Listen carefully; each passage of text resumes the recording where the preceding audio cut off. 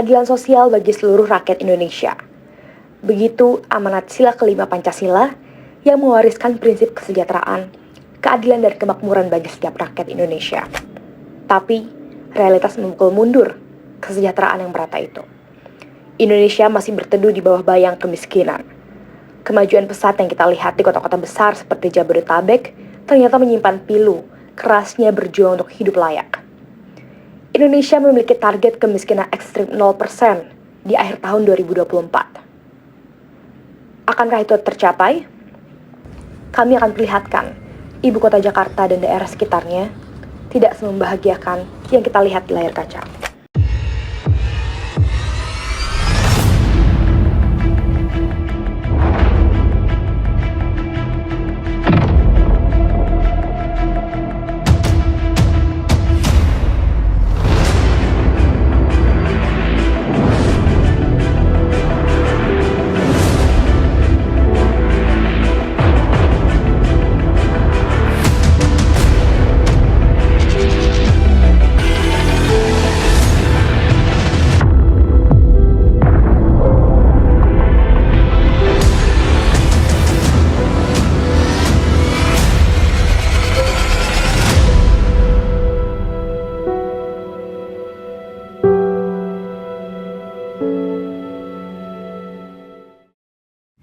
Ini adalah kawasan Kampung Apung, Muara Baru, Kecamatan Penjaringan, Jakarta Utara.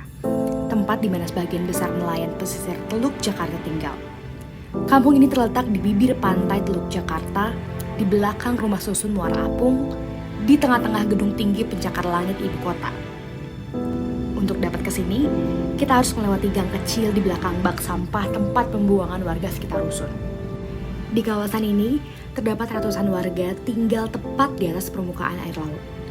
Setiap petak rumah berukuran tidak lebih dari 15 meter. Tempat tinggal mereka beralaskan kayu yang sudah mulai melapuk, dindingnya terbuat dari triplek atau seng besi. Sebagian yang lebih beruntung ada yang dicat dan sebagian lainnya dibiarkan begitu saja.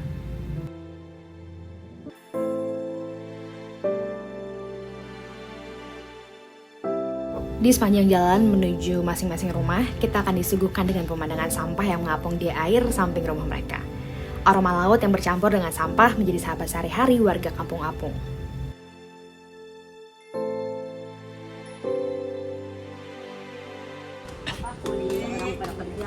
Mana botak, hei?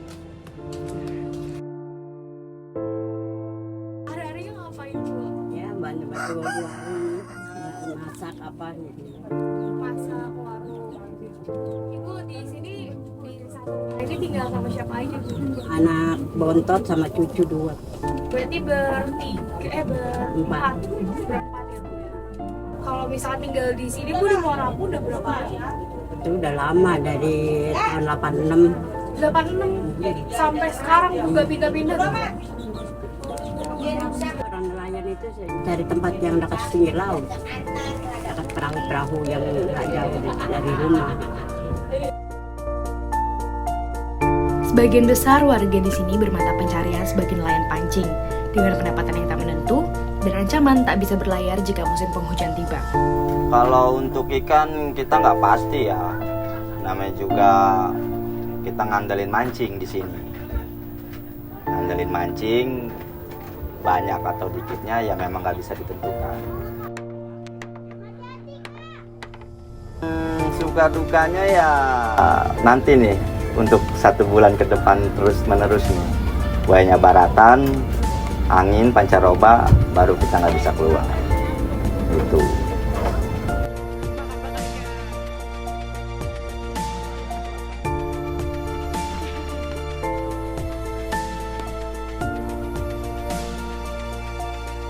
Mana ada cucu saya aja itu yang nggak sekolah, cuman modalnya itu ongkosnya nggak ada, terlalu jauh sih. Ongkosnya 4.000 pulang pergi, belum jajannya. Jadi udah nggak berhenti, nggak masuk sih. Potret pilu ini adalah realitas yang kerap kali terabaikan. Ini membuka mata kita lebar-lebar bahwa Ibu Pertiwi masih memikul beban berat akan kemiskinan. Ya, kondisi kemiskinan ekstrim pada dasarnya kondisi di mana ya penduduk ya tidak dapat mengakses ya kebutuhan hidupnya secara layak. Ya, secara layak misalnya kalau kita lihat pengeluaran per kapita penduduk sekitar 600.000, berarti itu kan sekitar 20.000 ya untuk kebutuhan sehari. Nah, kemiskinan ekstrim itu lebih rendah daripada itu, mungkin sekitar 10.000 atau katakanlah 12.000 per kapita per hari saja, itu tidak mampu diperoleh. Artinya memang dia the lowest dari katakanlah level kemiskinannya karena persoalan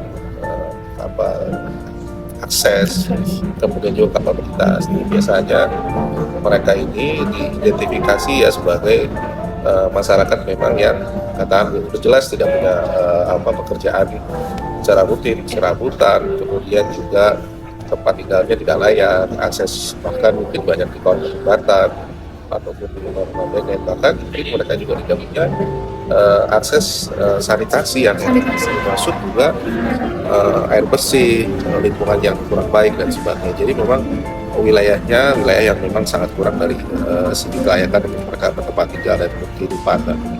Karena tadi ketidakmampuan mereka untuk mendapatkan pendapatan yang layak dengan batas yang paling rendah sekalipun. Warga Muara Apung juga sempat mengalami krisis air. Untuk mendapatkan air bersih, mereka harus membeli air dari pedagang keliling yang setiap hari mengunjungi kawasan tersebut. Kalau masalah air di rumah Apung itu mayoritas kita beli jerigenan, Mbak. Ada yang jual air bersih pakai gerobak tuh yang didorong-dorong. Nah itu.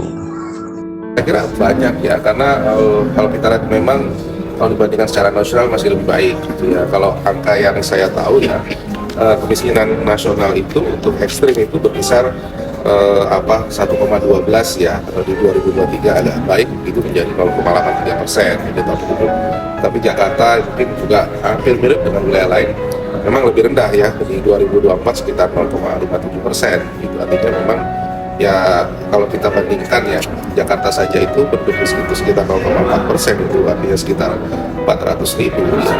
Angka kalau kemiskinan ekstrim itu sekitar 0,57%, maka di Jakarta saja itu mungkin sekitar 100.000 penduduk yang masih berada dalam kelompok garis kemiskinan ekstrim gitu. Memang ada kemajuan, tapi masih jauh dari target untuk, seingat saya ya, di 2024 terakhir ini harusnya sudah 0%. Di sisi lain ibu kota, tepatnya di kawasan Kabupaten Bogor, terselip Kampung Pemulung yang berada di tengah-tengah kompleks perumahan kawasan Aladon, Kabupaten Bogor. Luas kampung ini tidak lebih dari setengah hektar. Semua penghuninya berprofesi sebagai pemulung, baik warga lokal maupun berasal dari luar daerah Bogor. Sehari 50.000. Gede itu. Paling gede 50.000. 50.000 itu udah paling gede. Nah, kadang-kadang kalau lagi sepi 15.000, 20. Nggak tentu sih yang kayak gini. Kan nggak semuanya rame sih. Iya ya. Yang kayak gini. Berarti yang dikumpulin tuh apa aja, kok? Plastik, Aqua, kayak kardus. Kondisi ketidakberdayaan ini memerlukan atensi dari beragam pihak. Lantas, apa suntikan solusi yang tepat bagi warga miskin ekstrim untuk keluar dari lingkaran tersebut? Lalu apakah kita untuk mengurangi kemiskinan ekstrim ya, apakah kita memberikan KL dulu ya, atau memberikan upah? Ya. Pada kelompok mereka itu harus diberikan dua-duanya, ya KL-nya, upahnya juga ya. Tetapi itu juga nggak cukup.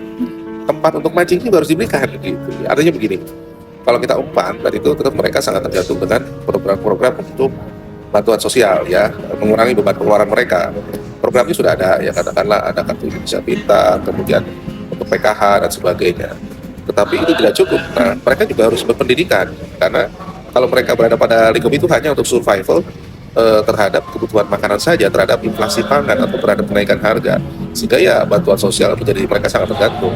Karena itu ya tadi KL-nya diberikan ya, KL-nya itu ya SDM tadi. Nah, karena itu memang program yang sifatnya katakanlah kondisional atau kondisional program untuk kemiskinan itu harus dibuat. Memang ada PKH dan sebagainya ya. Nah itu hanya mungkin paling banyak kan orang dikasih bansos tapi anaknya harus sekolah. Ya. Sekolahnya sendiri ya belum bisa sampai level tinggi. SMP paling banyak, SMA sekolah itu harus level tinggi. Nah SMA ternyata nggak cukup. Nah itu umpannya sudah dikasih, KL-nya ternyata ya tempat mancingnya nggak ada. tempatnya lapangan pekerjaan ya, yang berhasil sedikit. Karena apa?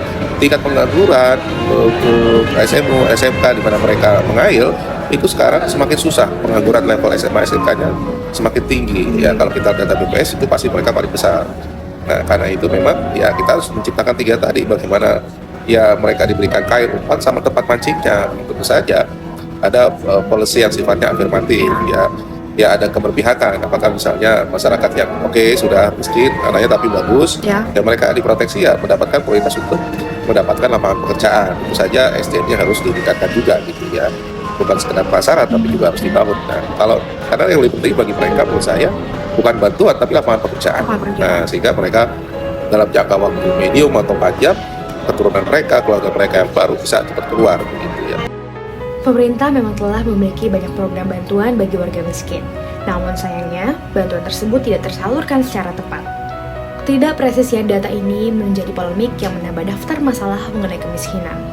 Biasanya di sini suka dapat bantuan pemerintah Nah, ada saya nggak suka dapat itu bantuan apa-apa ke saya mah. Kalau orang-orang sih ya pada dapat. Kalau saya nggak pernah.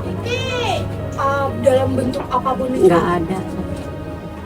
Kalau berarti, tapi yang teman-teman saya yang tinggal di sekitar sini juga dapat. Ada yang lain pada dapat, yang muda, yang tua juga dapat. Cuma saya doang saja yang nggak suka dapat apa-apa. Padahal udah dari awal. Iya, dari awal saya. Ibu udah. Kalau untuk bantuan-bantuan nggak pernah ada dari negeri juga nggak pernah ada. Sekalipun selama saya di sini nggak pernah ada.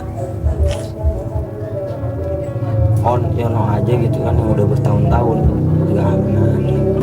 Soalnya yang udah yang rakyat kecil-kecil kayak kita gini ya cuman bisa dilirik dari jauh doang gitu. Mau kita gimana juga tetap.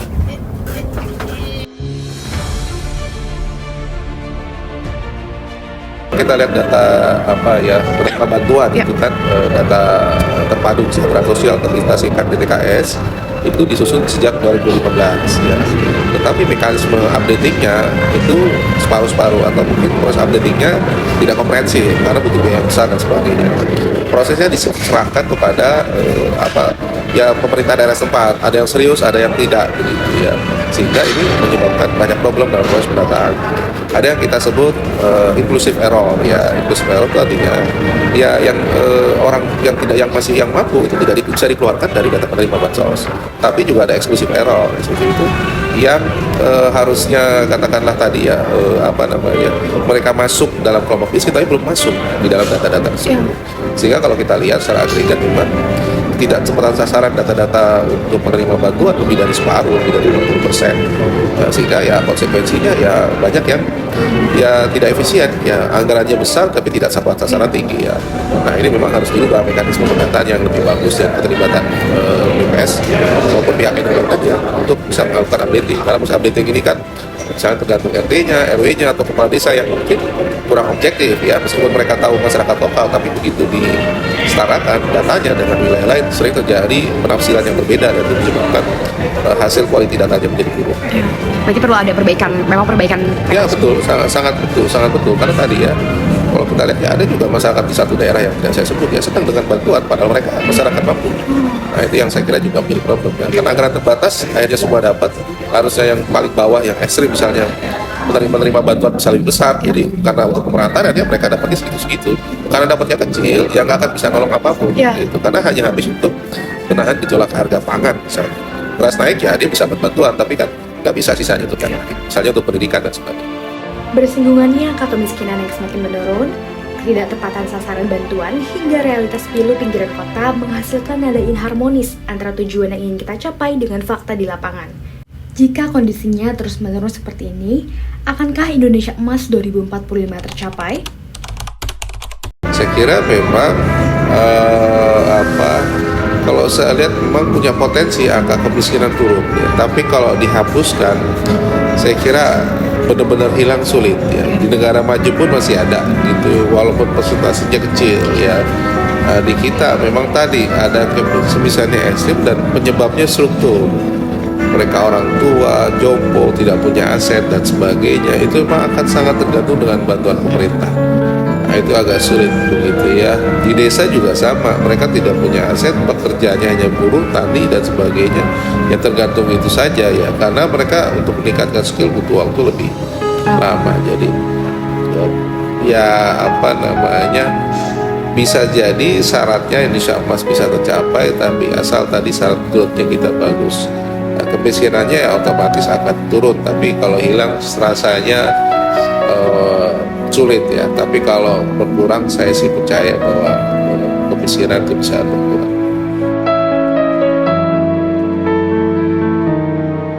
Sedih mah ya pasti sedih, cuman ya gitulah.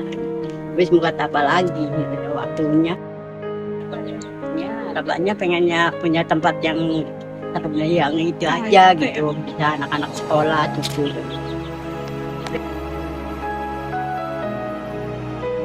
Orang tua saya terima kasih dibilangkan, ya saya selalu bangga sama orang tua saya.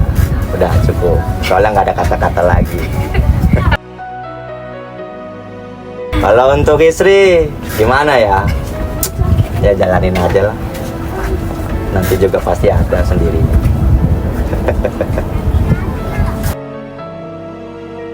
Mereka adalah jiwa yang derana, tahan dan tabah dalam sebuah penderitaan yang berpayung Tuhan di bawah derasnya perjuangan untuk tetap gigih keluar dari persimpangan 9%, persimpangan orang-orang miskin di Indonesia. Kita punya dua pilihan, mengeluarkan mereka dari persimpangan dan membiarkan persimpangan itu digantikan oleh orang baru, atau dengan bersinergi kita sama-sama menghilangkan persimpangan itu dan berlari menuju jalan Indonesia Emas 2045, menuju jalan penghapusan kemiskinan ekstrim pada 2030.